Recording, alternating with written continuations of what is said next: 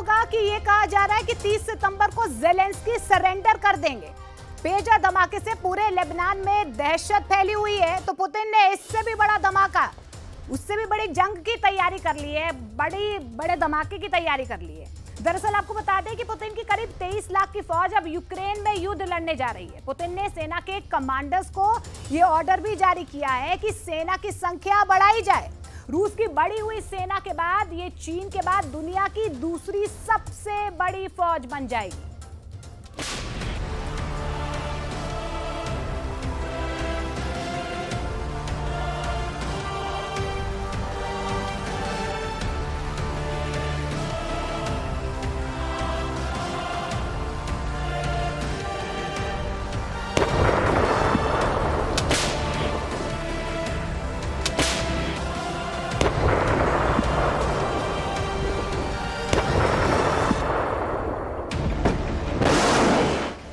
लड़ाई की लपटों में जलते यूक्रेन के लिए बहुत बुरी खबर है। ज़ेलेंस्की के लिए पुतिन ने चक्रव्यूह रच दिया है।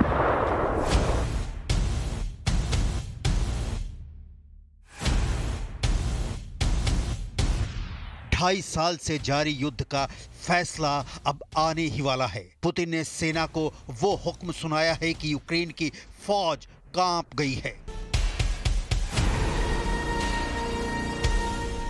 रूस के राष्ट्रपति पुतिन ने एक डिक्री जारी की है, आसान भाषा में कहें तो आदेश, जिसमें कहा गया है कि देश के सशस्त्र बलों में जवानों की संख्या 23,89,130 कर दी जाए। इसमें 15 लाख एक्टिव मिलिट्री पर्सनल भी होंगे। पूरी दुनिया में पुतिन के इस फैसले की चर्चा हो रही है। डिटेल देखें उसके पहले इस खबर को सिर्फ 4 पॉइंट में समझ लीजिए।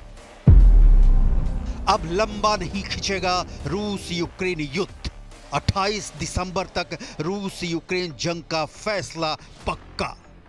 पुतिन का रूस की आर्मी को लेकर बहुत बड़ा फैसला। 23,80,000 की विशाल सेना के साथ पुतिन करेंगे यूक्रेन पर चढ़ाई।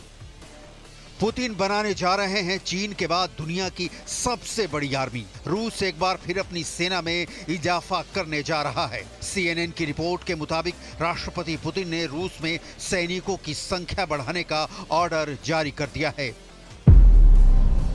ऑर्डर के मुताबिक रूस की सेना में 1,80,000 सैनिकों की भर्ती की जाएगी। इससे रूस की आर्मी में कुल सैन्य कर्मियों की संख्या लगभग 23,80,000 हो जाएगी। इसमें एक्टिव सैनिकों की संख्या 15 लाख होगी। Это вызвано количество угроз, которые существуют для нашей страны по периметру наших границ. Это вызвано чрезвычайно враждебной обстановкой на западных рубежах и нестабильностью на восточных рубежах, поэтому पुतिन को सैनिकों की संख्या बढ़ाने का फैसला क्यों लेना पड़ा? क्या सिर्फ यूक्रेन जंग के लिए पुतिन ने इतना बड़ा फैसला लिया है, या 32 नाटो देशों से एक साथ टकराने की इच्छा के साथ पुतिन ने फौज की तादाद बढ़ाने का निर्णय लिया है? सवाल तो ये भी है कि जब कहा जा रहा है कि युद्ध हाईटेक है, जहां ड्रोन फाइट कर रहे हैं, टेक्नोलॉजी से हार या जीत तय होगी, वहां सैनिकों की संख्या बढ़ाने का फैसला पुतिन ने क्यों लिया? इसकी डिटेल आपको आगे दिखाएंगे। अभी ग्राफिक्स के जरिए कुछ आंकड़े देखिए कि पुतिन सेना की संख्या बढ़ाते हैं तो रूस कहां से कहां पहुंच जाएगा। International institute of strategic studies यानी IISS के मुताबिक चीन के पास करीब 20 लाख एक्टिव सैन्य कर्मी हैं। भारत के पास करीब 14 लाख एक्टिव और अमेरिका के पास 13 लाख एक्टिव सैन्य कर्मी हैं। रूस 1,80,000 नए सैनिकों की भर्ती करता है तो एक्टिव सैन्य कर्मियों की संख्या के लिहाज से वो चीन के बाद नंबर 2 का देश बन जाएगा। रूस के फरवरी 2022 में यूक्रेन पर हमले के बाद से पुतिन ने तीसरी बार सेना के रैंकों का विस्तार किया है। यह तब हुआ है जब रूस की सेना पूर्वी यूक्रेन के कुछ हिस्सों में आगे बढ़ रही है और यूक्रेन की सेना को अपने कुर्स्क क्षेत्र से बाहर निकालने की कोशिश कर रही है।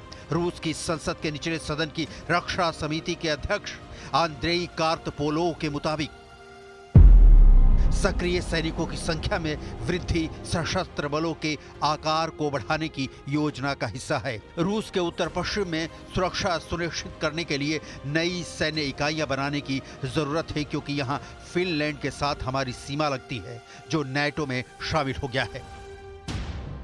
रूस दुनिया का ऐसा देश है जिसकी सीमा दुनिया के सबसे ज्यादा 18 देशों से लगती है।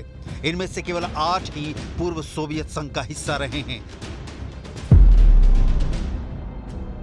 रूस की सीमा पर फिनलैंड ही नहीं, पोलैंड, छोटे छोटे देश जैसे लिथुआनिया, एस्टोनिया और लाटविया जैसे देश नाटो के मेंबर हैं, और यूक्रेन नाटो में एंट्री के लिए पुतिन से जंग तक लड़ रहा है। इन देशों से जंग होती है तो जीतने के लिए लाजमी है रूस को बड़ी फौज की जरूरत है। लेकिन यूक्रेन युद्ध में रूस के सैनिकों की जिस स्तर पर मौत हुई है, उससे पुतिन को नई भर्ती की जरूरत पड़ गई दिख रही है। रूस की सेनाएं इस समय पूर्वी यूक्रेन से सटी 1000 किलोमीटर लंबी सीमा की सुरक्षा में लगी हैं। यूक्रेन के सैनिकों और उनके साथ मिलकर लड़ रहे नाटो के जवानों का पीछा करने में लगी है। दावा किया जा रहा है कि जंग में रूस के करीब 2 लाख सैनिकों की मौत हुई है। यही नहीं, करीब 40,000 सैनिक जख्मी हो चुके हैं। यही कारण है कि फरवरी 2022 में यूक्रेन जंग की शुरुआत होने के बाद ये तीसरी बार है जब पुतिन ने सेना का आकार बढ़ाया है। पुतिन ने अगस्त 2022 में 1,37,000 सैनिकों की संख्या बढ़ाने का आदेश दिया था। इससे रूस की सेना में कुल सैनिकों की संख्या 20 लाख से ज्यादा हो गई थी। इसमें 11.5 लाख एक्टिव सैनिक थे। इसके बाद दिसंबर 2022 में रूस की सेना में 1,70,000 और सैनिक बढ़ाए गए। इससे कुल एक्टिव आर्मी 13,02,000 हो गई, और अब तीसरी बार सेना का आकार बढ़ाने से एक्टिव सैनिकों की संख्या 15 लाख हो जाएगी। नए सैनिकों की भर्ती दिसंबर में होगी। रिपोर्ट के मुताबिक सैनिकों की संख्या बढ़ाने का पुतिन का यह आदेश इसलिए भी अहम है क्योंकि पिछले महीने रूस के कुर्स्क क्षेत्र में यूक्रेन की सेना घुस गई थी। यूक्रेन ने रूस के करीब 1175 वर्ग किलोमीटर इलाके पर कब्जा कर लिया था। दूसरे विश्व युद्ध के बाद यह पहली बार था जब रूस ने इतनी जमीन गंवाई। अब रूस ने अपनी जमीन वापस हासिल करने की कोशिश तेज कर दी है। रिपोर्ट्स के मुताबिक पिछले हफ्ते रूस और यूक्रेन की सेना के बीच कुर्स्क के कई इलाकों में संग्राम छिड़ा। इस बीच रूस ने पूर्वी डोनबास इलाके के शहर पोक्रस्क पर कब्जा करने के लिए हमले बढ़ा दिए हैं। Була доповідь головкому Сирського. Тривала розмова на початку дня. Щойно говорили з ним за підсумками дня. Вже більше сотні боїв від початку цієї доби. Найбільше Курахівський напрямок, Покровський. Захищаємо позиції окремо і детально щодо Курської операції. І кожен день діємо саме так. पुतिन जंग तो ज़ेलेंस्की से लड़ रहे हैं, लेकिन ये जंग जीत जाते हैं तो इसका असर विश्वव्यापी होगा, दूर तक और देर तक असर दिखाएगा, क्योंकि जमीन पर रूस के फौज के सामने भले ही यूक्रेन के सैनिक खड़े हों, इन सैनिकों के पास हथियार नाटो देशों के हैं।